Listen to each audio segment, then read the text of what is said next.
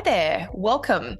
This is the Kelly's Astrology podcast, where you can find insight, guidance, and understanding through astrology. I'm Kelly, and I'll be your host.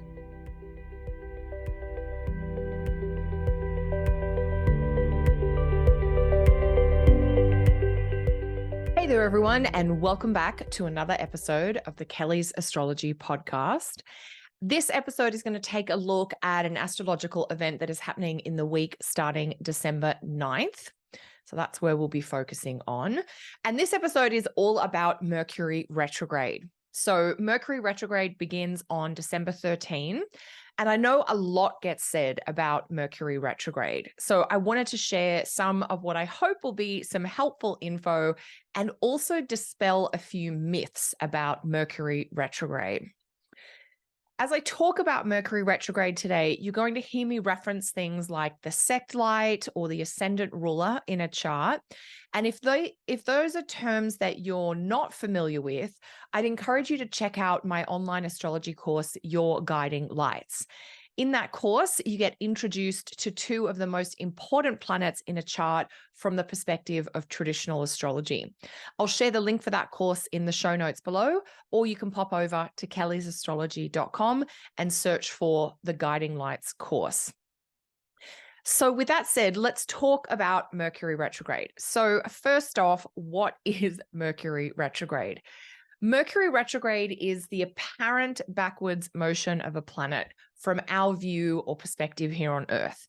So retrograde, astrologers use this term to talk about when a planet looks like it's going backwards. Now, planets don't actually go backwards, but a huge part of astrology is based on what we can see in the sky from our point of view here on Earth. And as we look at the sky, over the next few weeks, Mercury is going to look like it stops in its tracks and then it retraces or sort of does this weird loop that takes it back over a part of the zodiac that it was just in. So the word retrograde is used to mean reverse or going backwards. So there are some clues right away as to what Mercury retrograde or any other planet retrograde is doing. It's reversing or going backwards. And that's also some clues about what you can do during this time. Technically, Mercury's retrograde is a bit like a loop, like on a roller coaster, that kind of loop-de-loop thing. And that loop takes Mercury back into a part of the zodiac that it was just moving through. Some of the key words or concepts to do with a planet that's retrograde are things like revising, redoing, reviewing. I also like reactivate. But all of those words that indicate some sort of repetition or going back to something that you thought you'd already done that you might need to do over, you might need to revisit, maybe it's unfinished in some way, maybe you thought it was complete and you realize something's missing. So all of that going back over is definitely part of the Mercury retrograde experience. So all of this review and redo energy that is activated or comes forward due to Mercury retrograde, it starts December 13 and it will continue until January 2nd. So the Mercury retrograde that starts this week runs until early January. So that Mercury thread from now until early in the new year has all of that reversing repetition themes tied into it. So I want to tell you a few details about this particular Mercury retrograde, and then I'm going to get into some tips about working with Mercury retrograde. So Mercury is retrograde or moving in reverse from December 13 to January 2. Mercury will start its retrograde at 8 degrees of Capricorn and then will backtrack through the zodiac to 22 degrees of Sagittarius. So that means this Mercury retrograde is like half in one sign and half in another sign. So Mercury's retrograde is partly in the first 8 degrees of Capricorn and partly in the last 8 degrees of Sagittarius. Now, technically speaking, and I'll explain why towards the end of the show, but at this point, I want to let you know, give you a heads up that the part of Mercury retrograde that is happening in Capricorn looks a little better and less confusing than the part of Mercury retrograde that's going to happen in Sagittarius. So from December 8 to December 23, Mercury is retrograding in Capricorn. On the 23rd of December, Mercury reverses back into Sagittarius. And so from December 23 through to January 2nd, Mercury is retrograde in Sagittarius. One of the easiest ways that I know to explain what a planet is doing when it's retrograde is to explain the idea of, you've packed up your bag for the day, you've got your keys, you've got your phone, whatever you need for the day, you've got in your car, you've left the house, you've gone down the street and you've got, 5 minutes down the road and you've realized that you've forgotten something. Maybe you left your phone at home, or maybe you left your phone charger at home. Maybe you needed to bring a check for somebody and you've left that at home. But you've left the house for the day and you've realized that you are missing something and you need to go back. And the idea here is maybe you do a U-turn and you come back down the street that you were just driving forward down. So now you're driving towards your house. You park in the driveway, you go back inside, you do that thing again, you do the leaving prep again because you missed something the first time, then you leave again, and then you go down the street for the final time to get on with your day. So that's a really simple kind of real life scenario way of trying to get your head around what does it mean when Mercury is retrograde. You can apply that concept, leaving the house, going down the street. Maybe I often, I'm taking the bus, or the train, depending on which city I'm in at the time. So it's like getting to the bus stop and realizing, oh my God, I'm going to need my umbrella, or I didn't bring that scarf, I'm going to need it, going back home and then leaving again. And so any planet retrograde is going through that experience, whether it's Venus retrograde or Mars retrograde.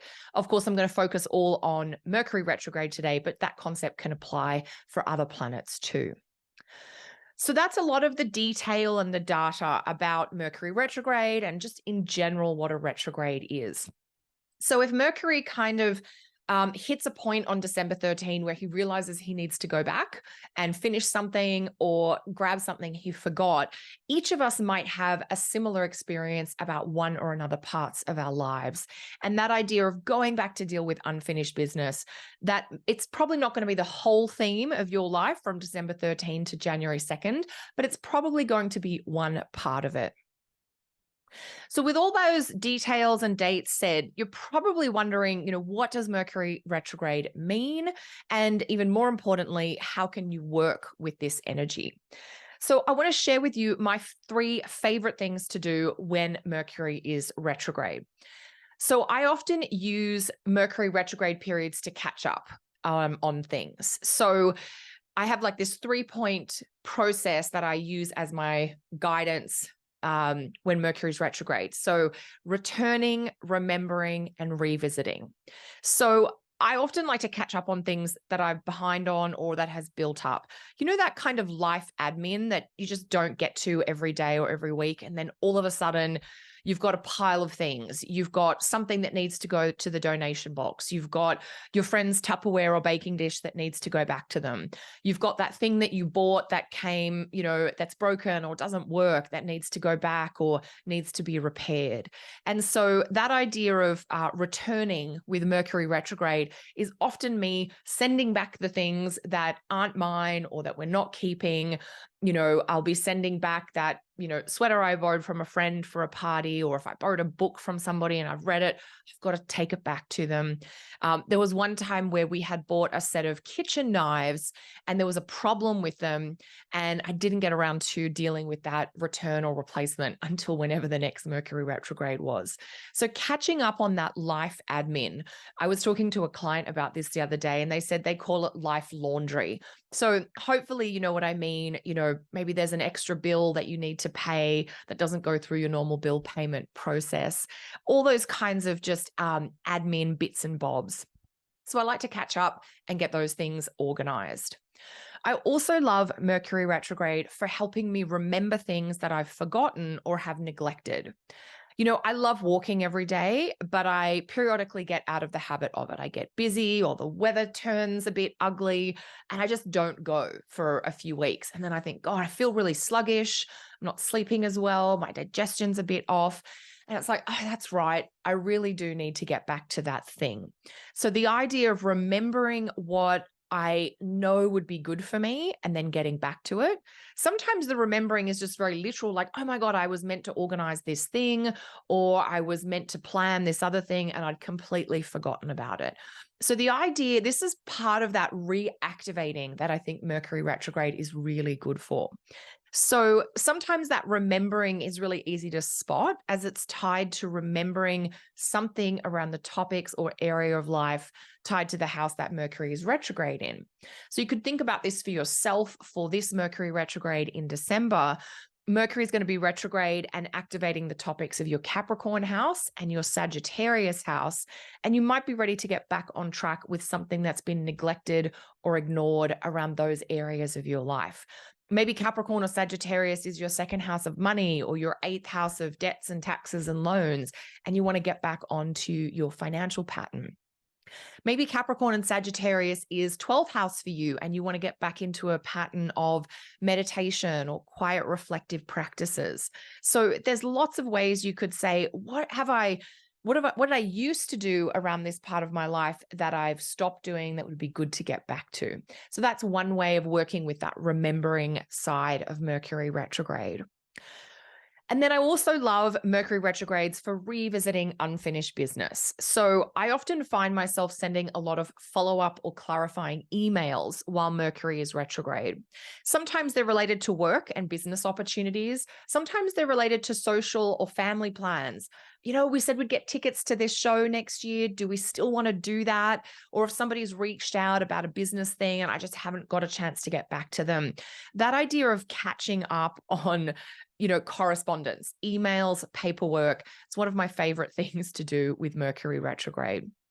So I'll often be, sending a message, whether it's an email or a WhatsApp message, that thing we talked about, are we still keen to do it? If so, let's get a plan or a timeline together. And if not, then let's just delete it. I'll delete the email about it and I'll kind of delete it from my mental to-do list. So I really like, well, maybe that's not the best way to say it. There are a lot of productive and constructive things you can do with Mercury retrograde. But in this sort of revisiting piece, I'm not trying to activate or start new plans or new business. Instead, I'm trying to tie off loose ends from things that have been unfinished or lingering from the past. So that's something to keep in mind with how to use that Mercury retrograde energy really constructively. So a little bit about Mercury, the planet. Mercury is the planet of communications, of language, of writing, of talking, of interacting. Mercury is also a planet associated with travel and movement and with things like logistics, business, anything to do with the marketplace and deals, contracts, as well as technology. So the technological devices that you're using, the internet itself, all of these things come under the purview of Mercury. And so it's really common to hear how all of these areas of life can go awry or be a little bit wonky and, not working as they should when Mercury is retrograde. And sometimes that is the case. We've in the past, under different Mercury retrogrades, we've had things like Instagram go down or had major snafus with travel and transport. I've certainly had some travel experiences where one thing after another goes wrong when I've been traveling with Mercury retrograde. That classic, the plane is late, then you're stuck at the gate and then your bag doesn't arrive. So I've definitely had those more cliche crossed wires, delay, blooper Mercury retrograde experiences. But the other thing to keep in mind is that Mercury is retrograde really often, 3 or 4 times a year for about 3 weeks each time. And that's a fairly long time to avoid doing any of those things, to avoid any travel or any important correspondence and communication, for instance. It's a long time to avoid signing any kind of paperwork. And so one thing we have to kind of keep in mind with Mercury retrograde is to be practical and aware, definitely read the fine print, but it's sort of a proceed with caution, like a flashing orange light, rather than a red light that says don't go at all. So that's a way to maybe reframe how you've been thinking about Mercury retrograde. What I would instead invite you to consider is the station. So the station retrograde or the station direct, which is the very start and the very end of Mercury retrograde. they can actually be the most problematic part of Mercury retrograde. So at the very start and the very end of the retrograde, Mercury is really treading water, standing still like a boat that's dead in the ocean. It's not, there's no power, there's no momentum, there's no movement. And that's the trickiest part. So when Mercury is not moving at all, which happens, as it stations and goes from being forward to go to backwards, or at the end of the retrograde when Mercury's been going backwards and now it's going to pivot and start to face forward again. So for this particular Mercury retrograde, the station dates are the dates at the start and the end of the retrograde. So December 13 and January 2. So I would think about December 13 plus or minus 2 days, and I would think about January 2nd plus or minus 3 days as the dates when Mercury's station influence is really active, and they may be the most problematic or frustrating. You're most likely to hit those classic delays, snafus, crossed wires, bloopers around those stations. So trying to finalize things right around, December 12, 13, 14, or January 1, 2, and 3 might be tricky. So they could be the days to really avoid or delay big decisions or signing paperwork. But outside those dates, so even in the middle of Mercury retrograde, like December 20th or December 26th, for instance, you can probably, proceed with caution. You can go about some of the things you normally need to do. I'd double check a few things, but I wouldn't necessarily stop doing everything. So you can fairly safely proceed with regular life as long as that's outside those station days. That's sort of the caution. So for traveling, traveling on the Mercury station tends to be the more problematic time rather than just generally in the middle of the retrograde. And I know people say, don't sign anything at all when Mercury is retrograde. But I know for me, in the past, I've booked travel. I've actually taken flights that have gone fine while Mercury is retrograde. And in fact, when I was researching my own experiences with Mercury retrograde many years ago, I wrote a post on my website about how I actually realized that we bought our first house, or I bought my first house. It was with my husband, but he had bought property previously. So we bought our first place together. The first time I'd bought property was while Mercury was retrograde. And that was really interesting to me because obviously for any of you who have been in the very lucky, privileged position of being able to buy a home, it's a major thing. It's like the biggest thing you'll ever do. But also what I learned through that process is you sign a lot of papers over a fairly extended period of time. You don't just sign the agreement once. We bought in Canada. So the first part of the process is you make an agreement with a real estate agent, and that happens even before you've got a property in mind. And then you've also got to go to your bank and get approved or pre-approved for your mortgage, so you know how much you can spend. So you're signing a lot of documents there.